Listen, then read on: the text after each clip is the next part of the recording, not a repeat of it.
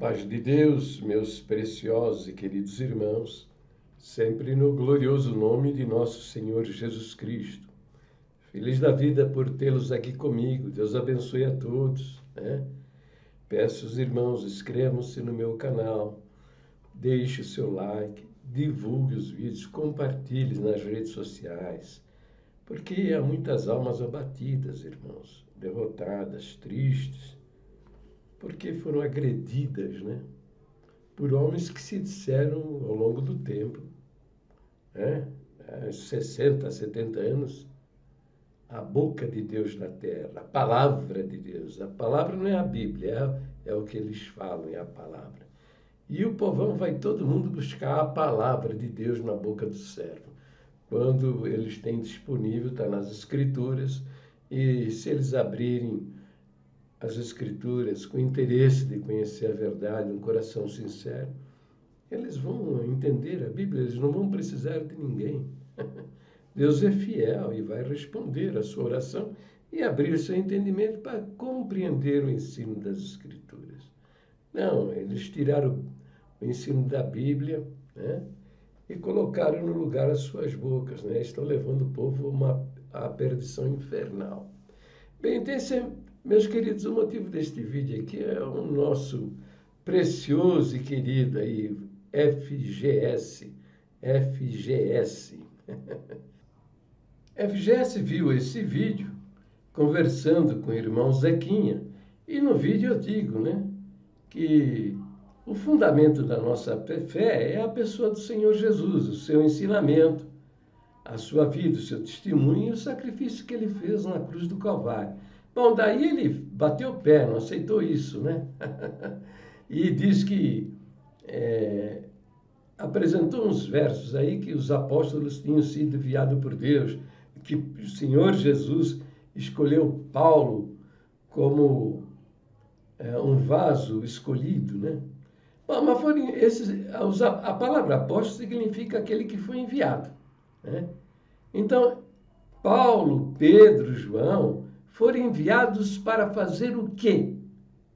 Para pregar, né, ao mundo, né, ao povo, que Deus enviou seu Filho ao mundo, né, o ensino dele, o seu testemunho de vida cristã, o que ele ensinou, o seu testemunho pessoal e o sacrifício dele na cruz do Calvário para a salvação das nossas almas, que aquele sangue derramado é para o nosso perdão e salvação. E digo no vídeo que os apóstolos não escreveram uma linha sequer que contradiga o ensino do Senhor Jesus. Por quê? Porque o Senhor Jesus, a obra dele, o sacrifício dele é o fundamento da nossa fé. Eles foram enviados para anunciar isso, né? E ainda aconselho, se alguma coisa lhe parece contraditória ao ensino do Senhor Jesus, entende? Esqueça o que disse os apóstolos. Fique com o ensino do Senhor Jesus. Por quê? Porque Ele é o Salvador. Ele é que veio da glória, Ele é o próprio Deus que se fez homem e habitou entre nós. E deu na cruz do Calvário, derramou seu sangue na cruz do Calvário para a nossa salvação. Entendeu? Então fique com o ensino do Senhor Jesus. E vai orar. O Senhor Jesus disse assim, ó: e quando orares, entra no teu quarto, fecha a porta e ora a Deus em secreto. E Deus em secreto vai te responder. Vocês gostam muito de Tiago, né, do que ele escreveu. Ele diz lá que se alguém tem falta de sabedoria, se você não está entendendo, é porque está te faltando sabedoria. E Tiago diz, se alguém tem falta de sabedoria, ora a Deus e Ele dá a sabedoria, vai responder a sua oração. Entendeu? Mas ele não gostou, né? Aí apresentou versos que, por exemplo, Paulo foi um vaso escolhido. Então, não tem cabimento isso, tá? Paulo, Pedro, João foram escolhidos para anunciar o fundamento da nossa fé, que é a pessoa de Cristo, o seu ensino e sua obra na cruz. Simples assim. Mas ele está teimando, né? Está me contestando, né? Contestando e tal. Eu vou aproveitar a oportunidade para ensinar. Veja, meu querido, tá? Veja, FGS, FGS. Não estou fazendo esse vídeo para derrotar você, para desqualificar você. Eu sou diferente, cara. Eu sou um seguidor de Jesus Cristo. Procure imitá-lo no seu exemplo. E o que fez o Senhor? Amou a todos, perdoou a todos, abraçou a todos, manifestou para a humanidade a graça infinita do Deus verdadeiro, que nos dá direito à vida eterna se confiarmos naquele sacrifício. Eu não tem como eu odiar você. E nem escrevo, respondo, faço vídeo, já fiz alguns a seu respeito, com o objetivo de derrotar, destruir você. Entenda, quero que você entrar na glória do meu Deus, se possível, de mão dada com você. Entendeu? Somos diferentes, tá? Eu não posso ter outra atitude. Porque Deus amou o mundo de tal maneira que deu o seu Filho unigênito. Eu não posso ter outra atitude senão te amar. Amai os vossos inimigos, orai por aqueles que vos perseguem, entendeu? Bom, mas veja, você querendo me jogar no fundo do poço do inferno, você usou 2 Pedro, capítulo 2, versículos 4 e 5. Está escrito: porque se Deus não perdoou aos anjos que pecaram, mas havendo-os lançados no inferno, os entregou às cadeias da escuridão, ficando reservado para o juízo. O verso 5 diz: e não perdoou o mundo antigo, não é pregoeiro da justiça por trazer o dilúvio sobre o mundo dos ímpios. Aqui a palavra mostra claramente, né? Que não é para crentes salvos, né? Então eu respondi para você, né? Mostra para mim onde está que o apóstolo Pedro está falando a crentes salvos em cujos corpos habita o Espírito Santo. Entendeu? Por que eu respondi isso para você?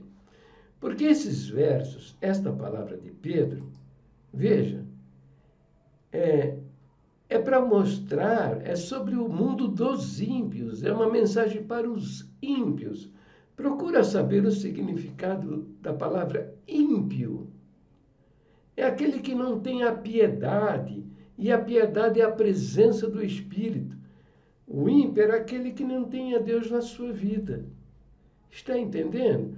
Então, tudo isso que você leu aqui, primeiro, aqui o primeiro verso fala em anjos, né?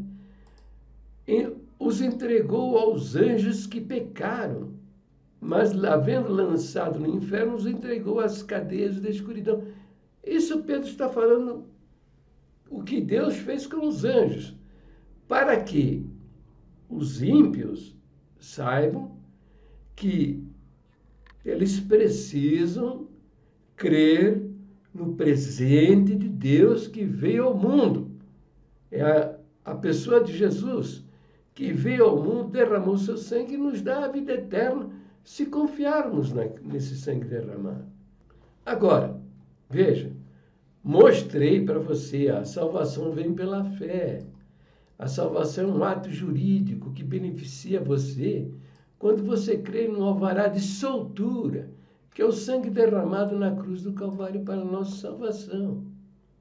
Entende? Então, você está fazendo um uso indevido da palavra de Deus. E isso condena você.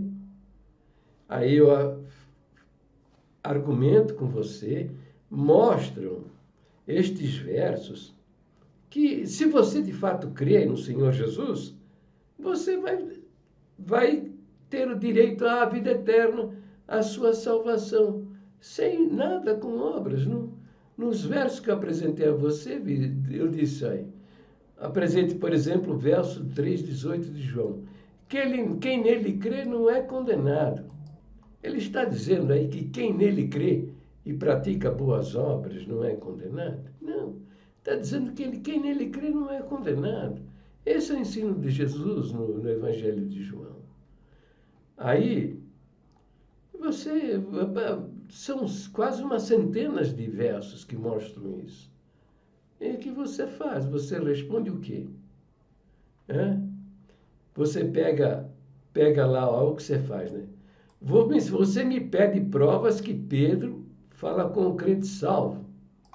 Porque eu falei lá, né? Aqui, ó. Eu falei aqui, ó. Eu comentei aí. Mostra para mim onde está que o apóstolo Pedro está falando com crentes salvos. Aí o que você faz? Você vai para provar que Pedro está falando essa sentença aí, mostrando o futuro do ímpio, que é aquele que não tem o Espírito de Deus, né? Você apresenta o verso de 2 Pedro, capítulo 1, verso 1. Simão Pedro, servo e apóstolo de Jesus Cristo, aos que conosco alcançaram fé igualmente preciosa.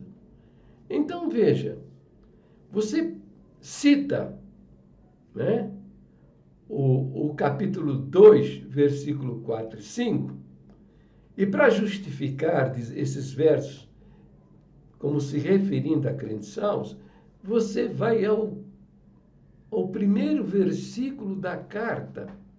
Que absurdo! Que absurdo! Você precisa saber o que é o contexto.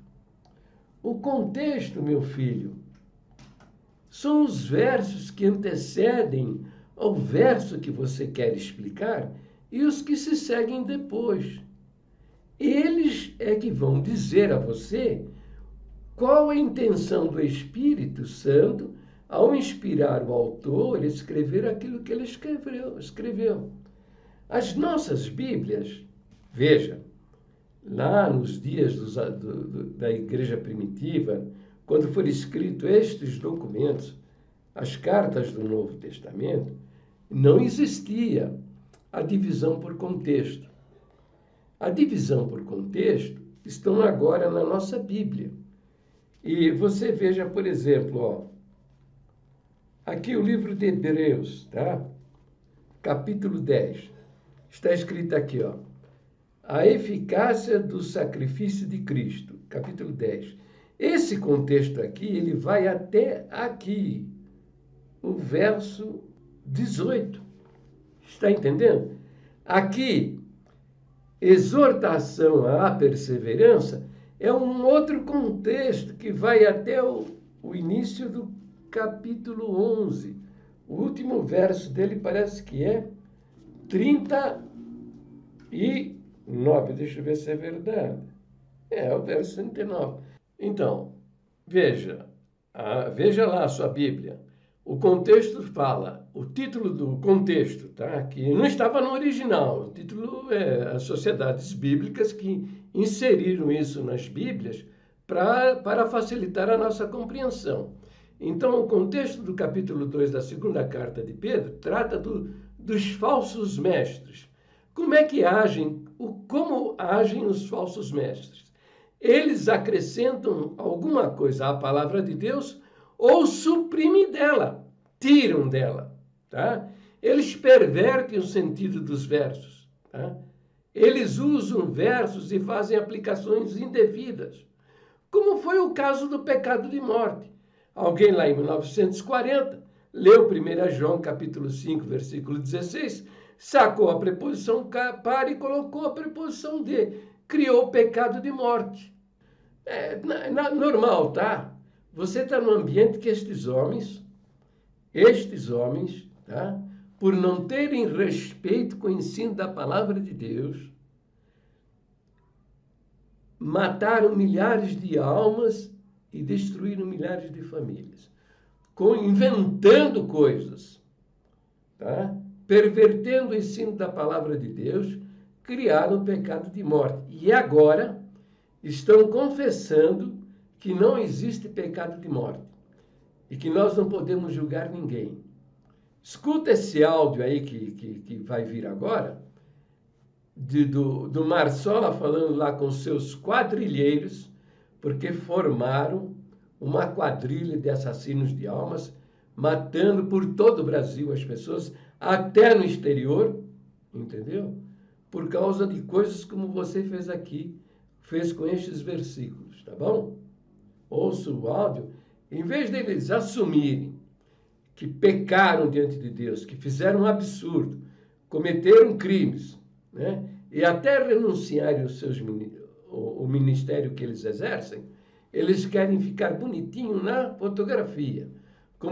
Todos eles são anciãos lá do ano de 1970, 1965, 1970, 1975, década de 80, eles praticaram isso. Se eles não falaram da tribuna ou lá no quartinho, dizendo que a pessoa tinha caído da graça, perdido a alma e o fim dele seria o inferno, eles foram coniventes, ficaram calados e foram coniventes com os criminosos. Simples assim. Agora, veja, eu estou te falando isso, não é com o objetivo de derrotar você, não, em absoluto. Para que você entenda que o que você fez condena, tá? Pessoa que perverte o ensino da palavra de Deus. Se quiser, eu te explico de novo isso que eu expliquei. Mas recomendo, se você não entender, leia novamente, leia os versos do versículo. Você não pode fazer isso, pegar o primeiro verso da segunda carta de Pedro e usar para justificar a sua citação no capítulo 2, versículo 4 e 5, que lá mesmo está declarando que não se refere a um crente verdadeiro, nascido de Deus e que tem o Espírito Santo habitando nele. É para ímpios, pecadores, que não conhecem a graça de Deus, não têm o Espírito de Deus na vida deles. Para o vídeo por aqui, Deus abençoe a todos, fiquem todos na paz gloriosa do nosso Deus, sempre no precioso nome do Senhor Jesus. E ouça o áudio, tá? Ouça o áudio. Viu? Fica com Deus e Deus te abençoe. Os irmãos sabem que esta parte aqui desse 15 de Atos é um ajuste, podemos dizer assim, do que era o Velho Testamento e o que veio para o Novo.